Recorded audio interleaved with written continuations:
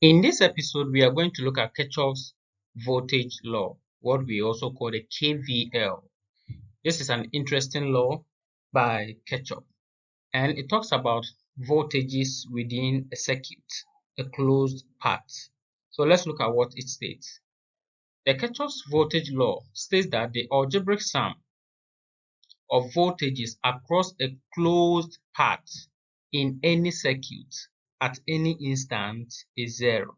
So what this law is going to do is it's going to give an account of how voltage is distributed or voltage is dropped across various elements and how we can account for them all. So once we have a circuit, say this be our circuit, our source, we have a resistor. Let's have another resistor here. We also have this resistor. So let's call this R1, R2, R3, and this is our voltage source. Are we okay? So what this KVL is saying is, now we want to know how voltages is distributed across the resistor 1 or any voltage drop that comes across resistor 1. What happens to voltage to resistor 2 and the voltage at resistor 3. And what Kirchhoff is saying is the algebraic sum for the voltages around a closed path. Look at this. This is a closed path, a loop. So we have A, B, C, and D. So we can have loop A, B, C, D, A.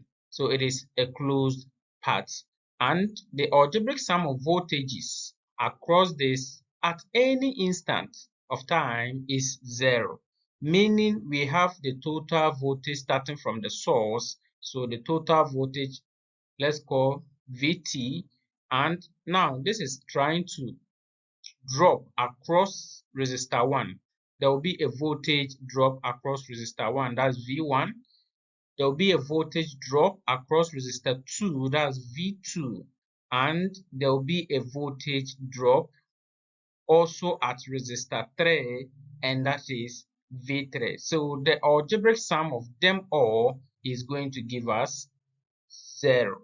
Are you okay? So in applying the KVL, the direction of our movement also matters. Most of the times when we are drawing the voltage source, say the battery or the cell, now I'm going to make here positive. This is the negative side. This is still my resistor 1. Let's call this the first resistor. This be our second resistor. And this is our third resistor. Now voltage is going to start from the source. Are you okay? So there's going to be our total V from this side. We know what happens to this resistor, say our V1, and this is our V2 and our V3. Now, are we going to take V1 as positive or negative? It is going to be negative because the total voltage from the source is going to drop at V1. Say if 10 volts is starting from this part, this resistor is going to drop the voltage, say to 9 volts, meaning it has a negative impact on the voltage. So it is going to be what? Negative. This is a passive element. It is going to dissipate some of the what? Energy. Now, when this 9 volts, say at this point, is also coming to this resistor 2, it is going to drop it to say 7 volts because it is also going to need some of the energy to dissipate. So at the end, before the voltage here can be calculated as 7 volts. Then this resistor 3 is also going to drop this 7 volts, say to 5 volts. So at this point, we are also going to have our 5 volts. So we can see that these elements are going to drop the voltages. Therefore, we are going to assign a negative to these voltages, meaning what the KVL is going to do is let's call the formula summation of all voltages at any instant is equal to 0. This is the formula. Now, we know that voltage is starting from the source, the main source, and that is giving us our enlarged voltage, say 10V. Are we okay? So we will say the voltage source, or the total voltage starting from the source, and it is dropped. We are going to write the equation based on this figure. It is also dropped at the first resistor R1. So the voltage drop is going to be a negative at V1. And at our R2, there's going to be another drop, which is negative V2. And at our third resistor, there's going to be a drop, negative V3. And that should sum up to what? 0. This is what the KVL is all about. Are we good?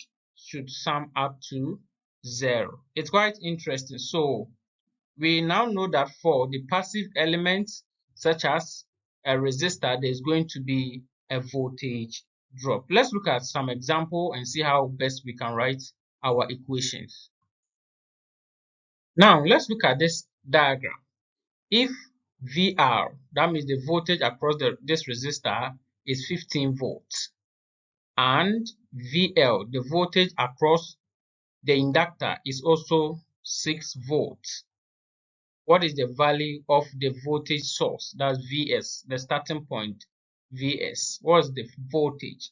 So now we have two passive elements, a resistor and an inductor. So we have in mind that there's going to be a voltage drop across all these element. There's going to be a drop. Are we okay? So now what we are going to do is we are going to write the equation that one, Kirchhoff is saying the summation of all the voltages across this closed part, say A, B, C, D, is going to sum up to what? 0. So the total started from our positive Vs, which is the main source. And at the resistor, there's going to be a voltage drop, so negative at the resistor. And at the inductor, there's going to be a voltage drop, so negative at the inductor, and that should give me 0.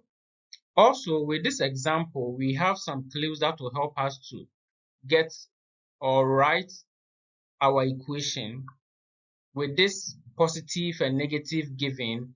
But what I'm trying to sound is at any instant where you don't have this positive and negative attached to the element, what you have to get in mind is the type of element you are talking about. Always the source is going to be the giver of the voltage. That means it has high concentration of the voltage. And at the passive element being the resistor, there's going to be a voltage drop, which will make it a negative voltage. This is an inductor, still a passive element, which is also going to drop the voltage. Are we good? So now, with that in mind, this is our equation. The source and negative of the resistor, negative of the inductor. So straight away we have the values over there that we want Vs. So we are going to say our Vx minus VR, which is 15, minus VL, which is 6 volts, is equal to 0. And with this Vs, that's the voltage source, minus 21 should equal to 0. So our voltage source is 21 volts. Are we good? Meaning this source is giving out a 21 volts, and it is going to drop by 15 at the resistor and by 6 at the inductor, making everything sum up to what? 0. That's quite interesting. Let's look at another example. So in this example, we are to write a KVL expression from the circuit below and calculate the current passing through the circuit. So this is quite simple. This is our diagram. We have an element 1, an element 2, element 3, and element 4. So you pay attention and you ask yourself We are talking about KVL. Which part is the voltage source? So we can see that this part is the voltage source. So I told you to pay attention. Sometimes you're not going to be given the negative, the positive.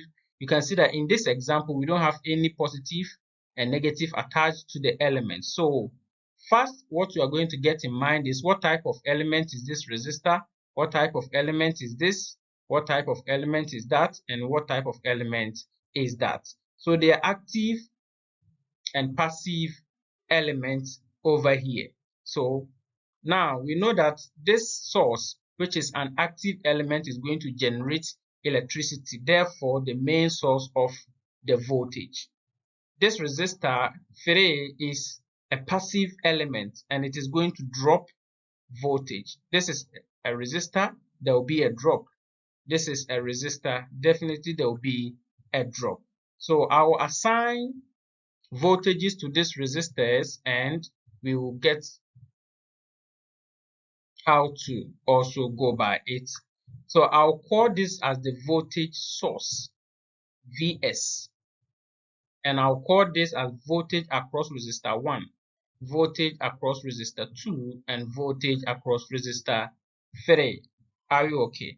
So KVL, from our KVL, Kirchhoff voltage law, it says that summation of all the voltages across a closed path, this is a closed path, more or less like a loop, so that's equal to 0. From this closed path A, B, C, D, A, summation of voltages is equal to 0.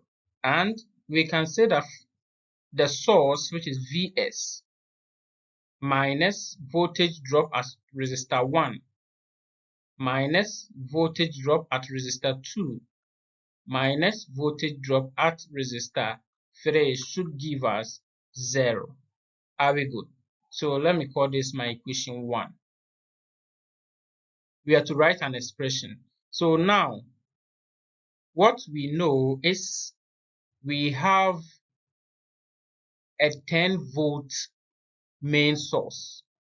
Are we okay? So what we are going to do is a 10 ohm or a 10 volt source, which is going to be 10 minus V1 minus V2 minus V3 should sum up to 0. So we can leave this as the expression for the KVL because this is in voltage. So this expression gives us the KVL for this closed path. Are we okay? So we can move forward and calculate the current passing through the circuit. From Ohm's law, we know that our voltage is equal to current multiplying the resistor. So meaning we are going to get V equal to IR from this formula. Is that true? So we can modify the second equation to 10 minus our V1 is going to be current I. Remember, this circuit is in series, so the same current is going to flow through all the paths, the same current. So we will call that current as I. So I will pass through R1 minus at V2, there will be the same I and R2 minus at the resistor 3, the voltage is going to be the same current multiplying resistor 3 equal to 0. Now, let's assign magnitudes or resistance to the resistors. Let's look at what they carry.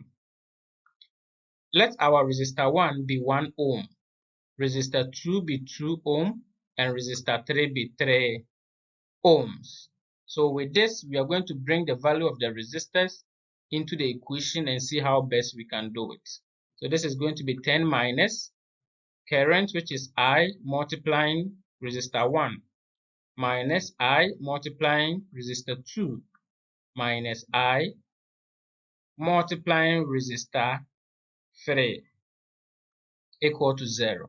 So this is just mathematics. Can we say This is 10 minus, we factorize I out, leaving 1 plus 2 and plus 3 equal to 0.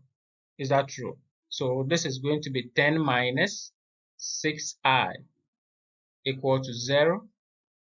So finally, we are going to get our 6i is equal to 10, which implies that our current I will be 10 on 6, and this is 1.66 amperes. Are we good? So this is the current passing through the circuit. So from this KVL expression, we know the formula for the voltages at 1, at 2, at 3, and since it is in series, the same current, we'll treat that in the next episode, series arrangement. The same current is passing through, so we can now go through this and get the current for that. Let's look at example 3. Now, this is our example 3. Calculate the value of the current passing through each resistor. Are we okay? So here the clue is we should calculate the current at resistor 1, at resistor 2. But this is quite tricky. We know that this is in series. It is in series, so the same current I is flowing through the what? The circuit. Is that true? All right. So now, before we can do that, let's try to write our KVL for this circuit. So this, you pay attention, we have two voltage source. This is one, this is another one, and we have resistor 1, we have resistor 2. So this you have to pay attention. And what we have to also look at here is we have 110 volts. This is 10 volts. This is 20 volts. So you ask yourself, where are you going to start your movement?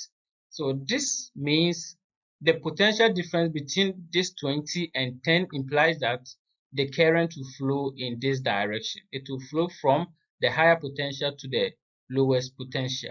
And this means we are going out from the positive side of this voltage source. When we get here, we will also move out from the negative side, meaning this voltage source is opposing that, because when it gets here, there will be a voltage drop, right? And that voltage drop will make this voltage still be higher than the 10. So once it gets here, since the voltage coming is higher than this 10, it will try to compensate for this 10 and top it up to, let's say, a higher number, say 12, meaning there will be a drop also here, and finally a drop here. So in what we are trying to say is, at the end of the day, there's going to be a drop also at this source, because this 20 is higher than this 10. If you are taking the analysis from there, this 20 is higher than this 10, and when a voltage is dropped here, the voltage will still be higher than the 10 over here. So there has to be a drop in order to top this up or compensate for the 10 to what? A higher level. Remember, there are two different potentials. Are we good? So there will be another voltage drop here. So this is a drop, negative. This is a drop, negative. This is also a drop, negative. You can also take it from another angle where you understand the negative and positive aspect. Let's take that angle. Now, you also know that this will take the direction into consideration. Since we are moving this way, this is the positive side of the battery, we will get out from the positive side. Now, when we get to this, we will also get out from the negative side. So the path or the side in which we get out will determine the nature of the voltage. So this is, we are moving positively, and this we are moving negatively. So this is a positive V. This is a negative V. So let's look at the diagram. Had it been this way, this is still positive, this is negative, and this is our resistor, yes. This is our resistor, yes. So this is that, and so you are asking, what if the diagram is this way? This is 10, this is 10 voltage. Let's say this is our 4 ohm, this is our 2 ohm. What if the diagram is this way? Now look here, this is still the positive side. You still try to move this way. We are getting out from the battery at the positive terminal, so positive voltage, right? Now, when we get here, we will also get out from the positive part. So meaning this will be a positive voltage. So looking at this voltage source is in support of this voltage source. So to get it clear, always when you're dealing with the voltage source, check which part you are coming out. You are coming out from. Are you good? Now you are coming out from the positive side, we'll make it positive. You are coming out from the positive side. So let's try to write our equation for this and see what we can do. So our equation. Now we start with the higher one, which is, let's say, a V1. There will be a drop here. Let's call it what? V2 minus V2. There will be a drop, or we will get out from the negative side. So let's call it V3. So this is V3, V2. This is a resistor, a drop. So V4 minus V4 should be equal to 0. That's from the KVL. We say summation of all voltages in a closed path should be 0. Are we clear? Now our V1 is positive because we are taking it from the positive side, which is 20. Now our V2, let's write our V2. Our V3 is also negative 10 because we are coming out from the negative side. Please always take it from the side that we are coming out or we are going in when it comes to the voltage source. Then minus our V4 should be equal to 0. From the Ohm's law, we know our V is also equal to I what? R. So at V2, we can say 20 minus, so this is in series, the same I is going through all of them. So that will be our I R1. Let's call this R1 minus 10 minus I R2 equal to 0. So this is going to give us 10 minus, we can take the same I, leaving R1 plus R2 is equal to what? 0. Is that true? So that will be 10 minus I. So we have R1 2 plus this 4, 0. 10 minus 6I equal to 0. So our 6I is equal to 10, which implies that our I is 10 on 6, meaning the current flowing should be 1.66 amperes. So this is the current flowing through the circuit. So it's quite simple when it comes to the Kirchhoff voltage law. Always know how to write your expression. When it comes to the voltage source, take the side you are going out or coming in into consideration. That will help you to write a very meaningful equation. Thank you for watching this episode. Check out for the next episode.